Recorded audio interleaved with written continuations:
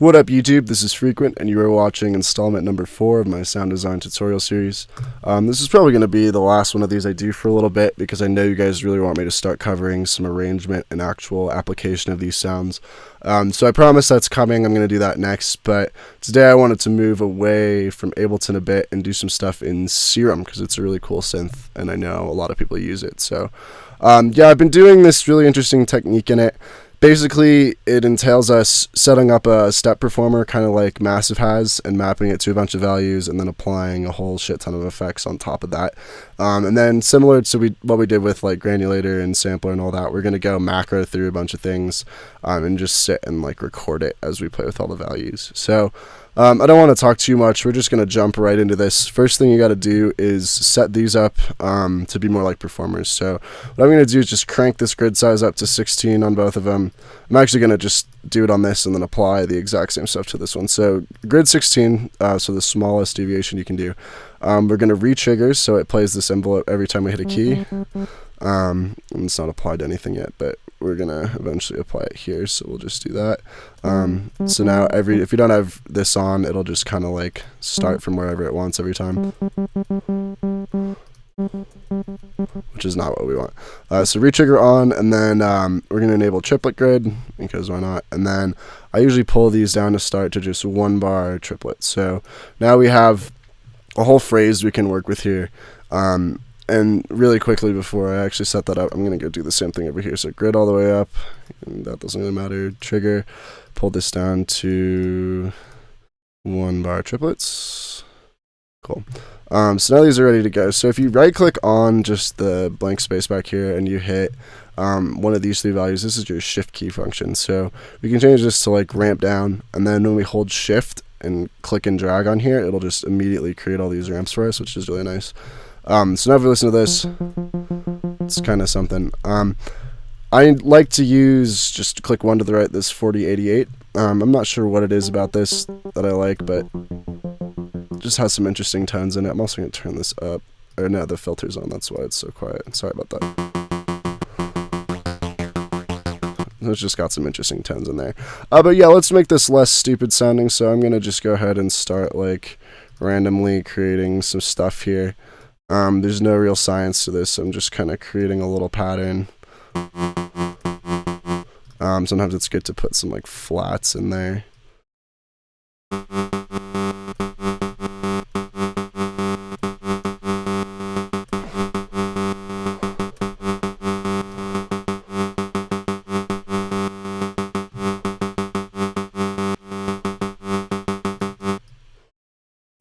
Yeah, I'm gonna do.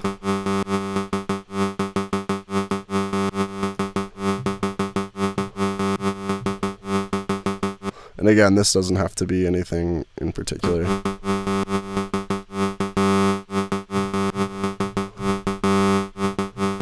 Cool, just some sort of little rhythm, and then I'm just going to map this same thing onto here so we can start getting some moving.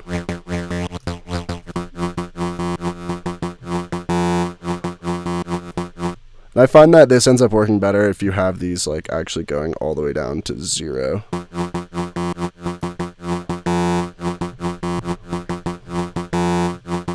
Alright, cool. So then we're going to just basically set up the same thing, but with a really detuned saw wave. This is just to add some thickness to it. Really, this thing is going to get absolutely destroyed by this filter anyways, so it doesn't matter that much. And I'm just going to create a little bit more content for us to work with. All I've done here is detune this a bit, bring down the random a little bit, and then we're just going to put this same level on here. Alright, then let's put it against this one. Cool. So now what we're going to do is we're going to enable like one of these flange filters. I really like these phase ones are really interesting. Let's try phase 36. And then I'm going to just crank the resonance, crank the drive on this right up so it's really intense. And then we're going to send both of these through, so just A and B. Let's hear what this sounds like. Alright, so that's getting interesting. So this is the next part. Now we want to basically create a filter automation that's going to play against this other automation we made. So again, I'm just going to hold shift and like make a bunch of random shit here. No science to it. Let's try some ramp ups. Throw a couple of those in there. Yeah, I don't really know. Let's just see how this sounds. Put this on the cutoff.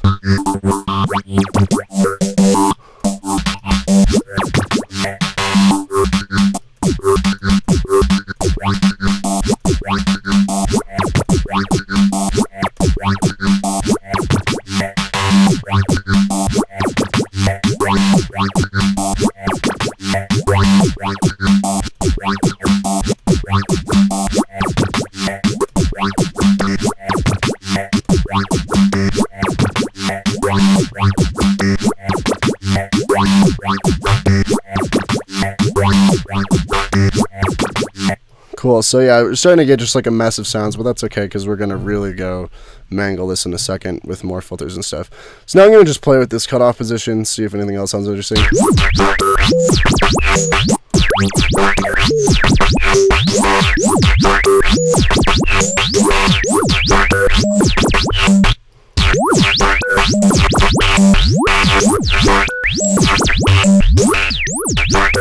Cool, so now what we're going to do is we're going to go over here and add some effects. So first thing, we're just going to add the classic multiband, give it a bit of gain into that.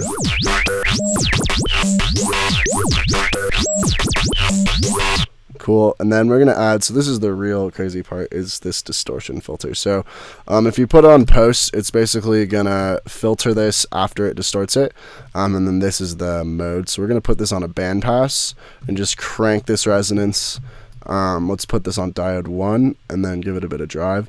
So now basically everything has all these like really sharp peaky resonances that are creating this sort of note values you hear. And then we're going to send that again through another super peaky filter with a bunch of distortion on it, and then that's all going to go into a multiband to make sure that everything's kind of like squashed down. But yeah, this thing sounds really crazy now that we have it. So let's take a listen to just automating this frequency over everything else.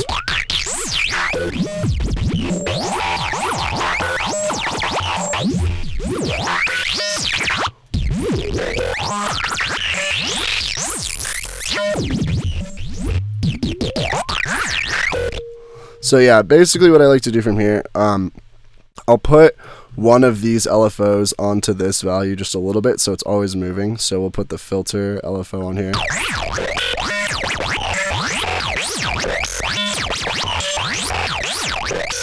Cool, and then we'll pull this all the way down, and then we'll add a macro that goes for the whole length of the thing. So it goes all the way across. So now it'll always be moving a little bit, but then we also get this movement additionally.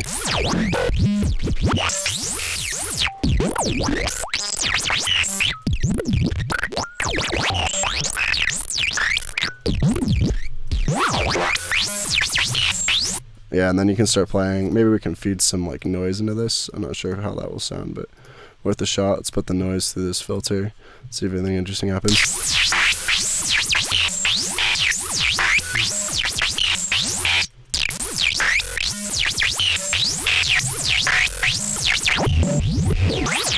Yeah, nothing really interesting. So again, we'd probably want to put this on here too. Let's disable this filter and disable this.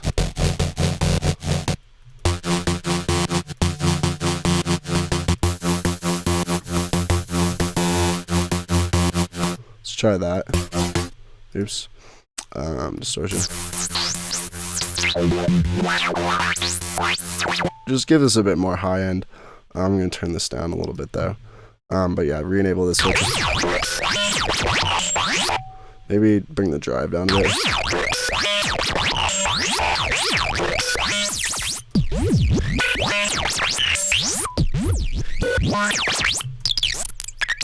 Yeah, so if you start playing really low octaves, so now we're basically just getting the sound of the filter, which sounds really cool. So yeah, now we can start just adding more stuff. So this dimension expander's fun.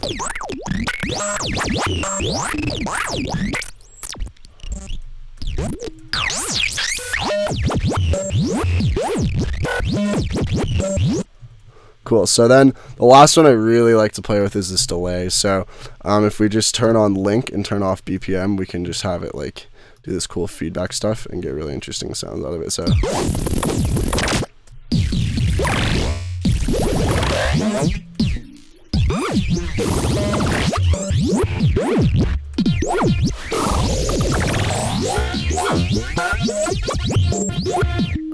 cool. So we're going to start dropping some macros here. So let's macro out just this frequency, or I guess it's not frequency, it's actually the delay time, but in essence, it's going to play with the pitch.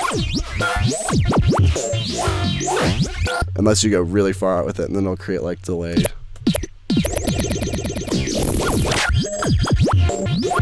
Let's give this a bit more volume.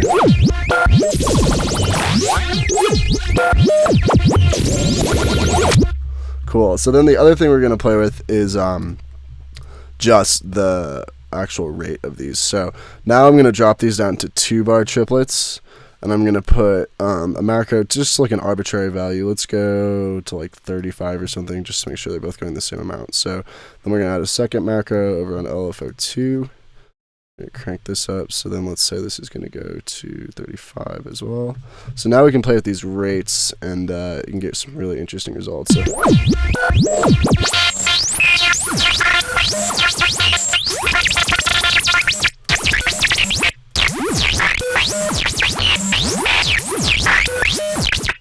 here, let's make them go even slower. So let's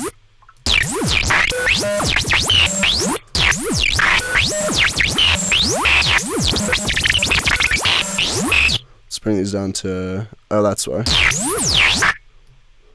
Alright, so this will be 2-bar.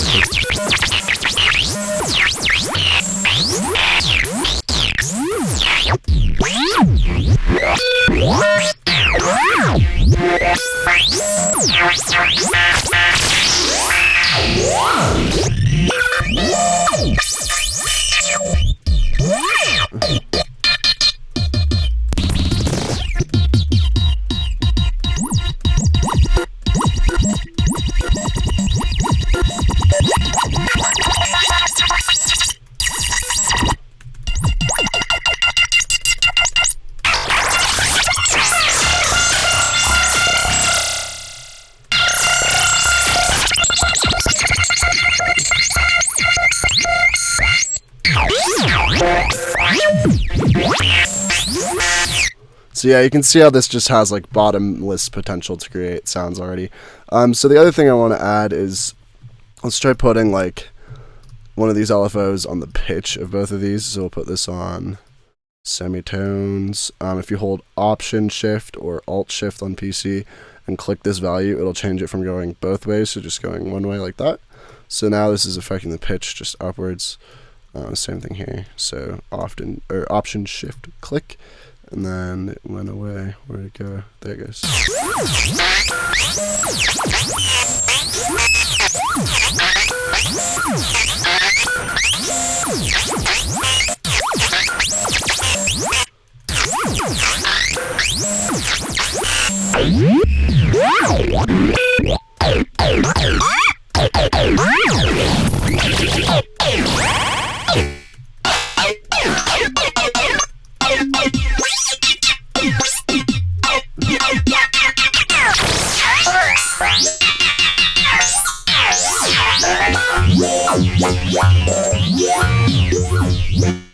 Alright, cool. So, yeah, basically that's the whole idea. We have basically these LFOs controlling some filter parameters and the pitch, and that's really it, and then the delay. And really where all this comes from is just like the insane amounts of Q we're using on these filters to just like really push it fully into this compressor.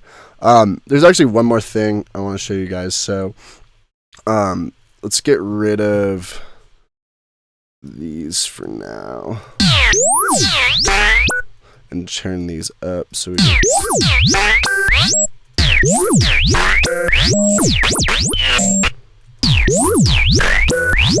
so the last thing is we can do even more filter mapping with this EQ. So yeah, we just got this guy right here. I'm going to put it before the compressor. We can add some gain here. So this is, all these are things you can apply like outside of this ridiculous patch too. So I find a lot of times for like more normal patches I'm making, I'll end up doing this technique too, where I'll use this one filter, but then I'll come over here and do this like extra like boost or notch. And so what we can do is just like kill the gain here, and then add an LFO. So let's put this, yeah, the filter LFO on here. Sorry about that. Let's see here. I'm gonna put my phone on silent really quick. I apologize for being bad at tutorials. All right, back in it. So yeah, we're gonna apply this. So there's a notch filter on there, and then we can do the same thing over here by adding a boost, and we can maybe try the other LFO here.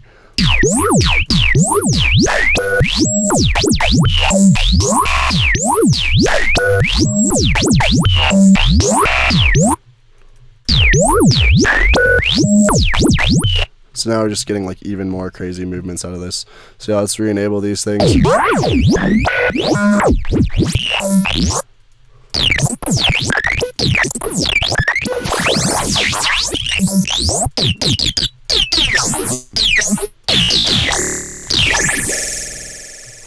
It's so cool. So yeah, basically what I'm going to do so that we're geared up for the arrangement stuff is I'm just going to record a huge session of me playing with these knobs. If you're here just to learn how to make this patch, you can dip out of this video now because I'm just going to sit here and record for a bit. But yeah, basically what we'll do is we'll take all these crazy sounds and we'll go and apply them in the next thing. So I'm going to set up a resampling channel here. So there's that. Get rid of this. We don't need it. And then, yeah, just going to open up Serum again and pay attention to these macros. And I'm going to also just be playing like a bunch of random octaves and like hitting notes and stuff. Just trying to get crazy sounds out of it. But yeah, that's really it. So here we go. I'm just going to go for it.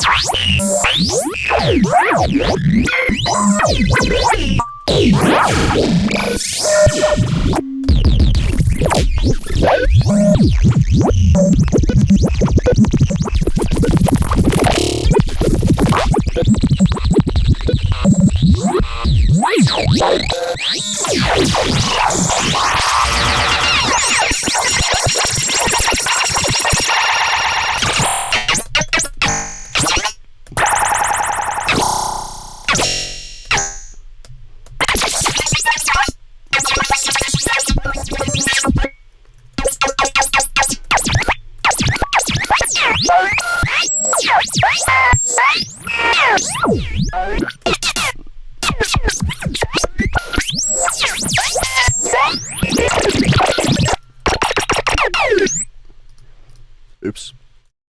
Cool, so that's a good session, and then I'm also gonna do one. I'll duplicate this because I'm gonna save this patch so you guys can have it and do whatever with it. But I'm gonna make one now over here, and I'm just gonna go into the patch and start like breaking random things and just like trying stuff out. And I'm gonna record that as well. Alright, so here we go.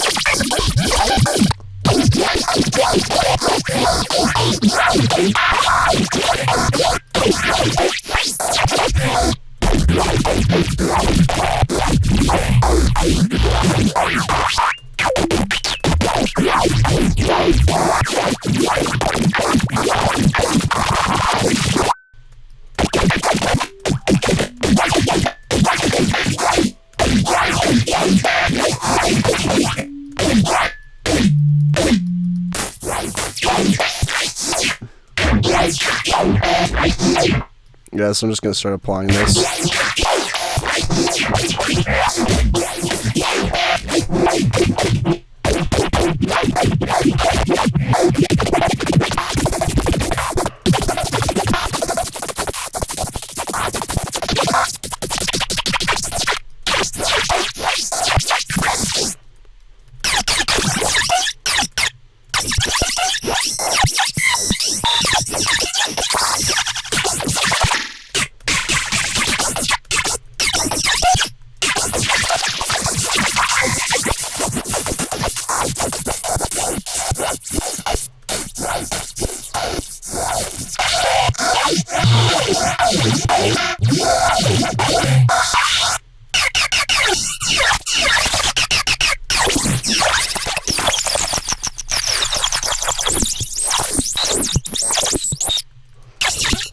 Let's try some different filters.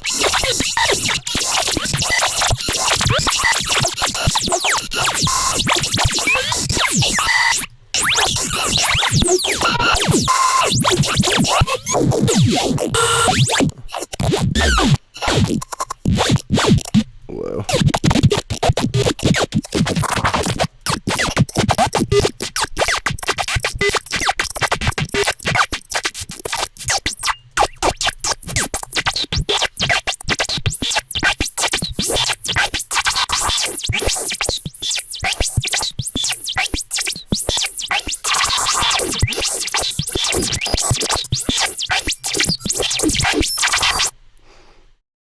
Let's try like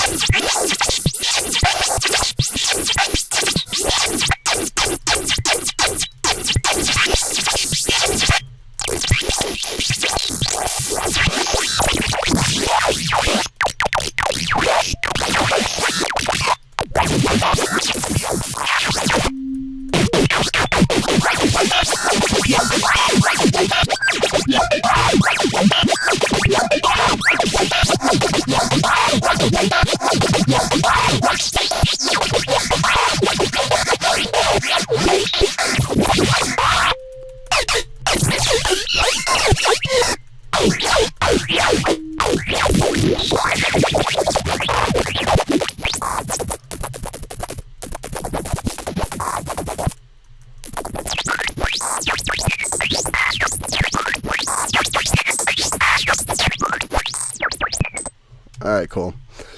So yeah, now we have I didn't record any of that, but that's okay.